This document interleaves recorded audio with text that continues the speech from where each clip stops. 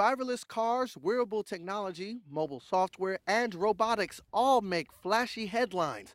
But at the end of the day, search and online advertising is where Google rakes in the dough. The total number of paid clicks surged 25% last quarter, which made up for a modest drop in the average price paid for each click. Independent tech analyst Santosh Rao. Advertising is moving from desktop to mobile. The cost per click is lower. So I think that transition is going on.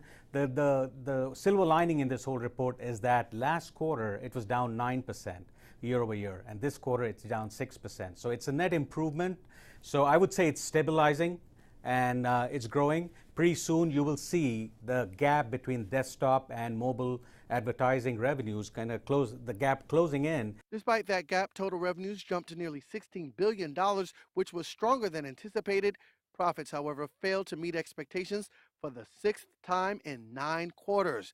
Rao blames the weaker numbers on higher taxes, since on first blush, sales and marketing expenses were no worse than they were previously. And while foreign exchange also played a negative role, international sales at nearly 60% of all revenues made up for that. In fact, I would say that's a positive, because that's where the growth area is. Google is adding about 1.2 million Android devices every day worldwide, and that's a good thing. And so you would expect revenues to grow, the international revenues, and you want that to grow, because the Western markets are kind of saturated to some extent on a relative basis.